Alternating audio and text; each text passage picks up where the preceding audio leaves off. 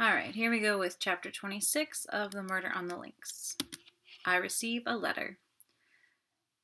My friend, you will know all when you get this. Nothing that I can say will move Bella. She has gone out to give herself up. I am tired out with struggling. You will know now that I deceived you, that where you gave me trust, I repaid you with lies. It will seem perhaps indefensible to you, but I should like, before I go out of your life forever, to show you just how it all came about. If I knew that you forgave me, it would make life easier for me. It wasn't for myself I did it. That's the only thing I can put forward to say for myself.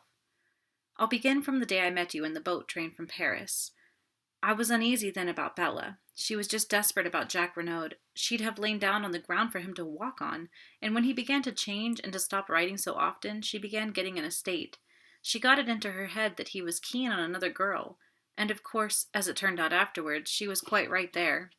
She'd made up her mind to go to their villa at Merlinville and try and see Jack. She knew I was against it and tried to give me the slip. I found she was not on the train at Calais and determined I would not go on to England without her. I had an uneasy feeling that something awful was going to happen if I couldn't prevent it. I met the next train from Paris. She was on it, and set upon going out then and there to Merlinville. I argued with her for all I was worth, but it wasn't any good. She was all strung up and set upon having her own way. Well, I washed my hands of it. I'd done all I could. It was getting late. I went to an hotel, and Bella started for Merlinville. I still couldn't shake off my feeling of what the books called impending disaster. The next day came, but no Bella. She'd made a date with me to meet at the hotel, but she didn't keep it. No sign of her all day. I got more and more anxious. Then came an evening paper with the news. It was awful. I couldn't be sure, of course, but I was terribly afraid. I figured it out that Bella had met Papa Renaud and told him about her and Jack, and that he'd insulted her or something like that. We've both got terribly quick tempers.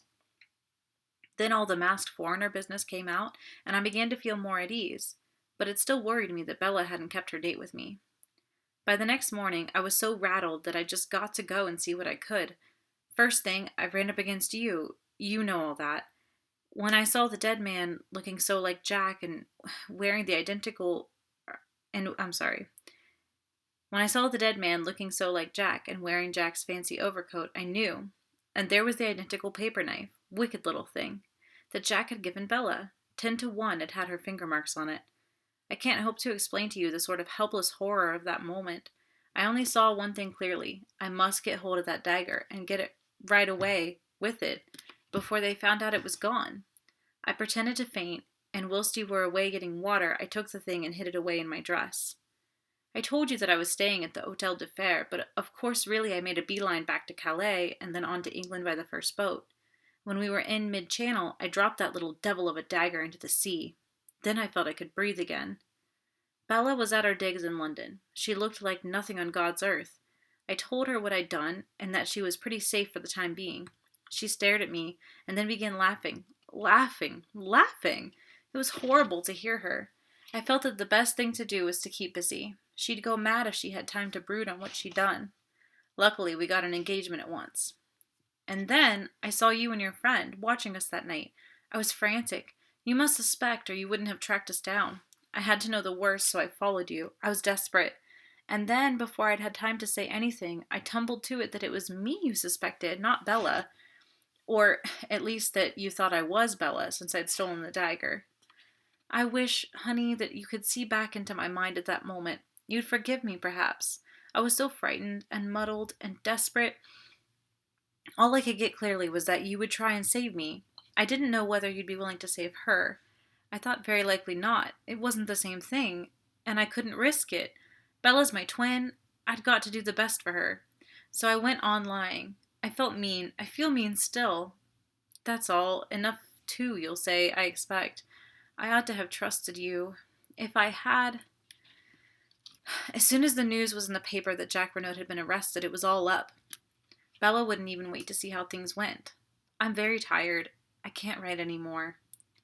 She had begun to sign herself Cinderella, but had crossed that out and written instead, Dulcie Devine.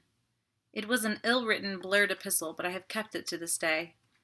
Poirot was with me when I read it. The sheets fell from my hand, and I looked across at him.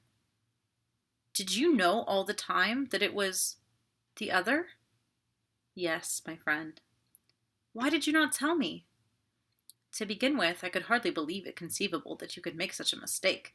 You had seen the photograph. The sisters are very alike, but by no means incapable of distinguishment. But the fair hair. A wig, worn for the sake of a piquant contrast on the stage. Is it conceivable that with twins one should be fair and one dark? Why didn't you tell me that night at the hotel in Coventry? You were rather high-handed in your methods, mon ami, said Poirot dryly. You did not give me a chance. But afterwards?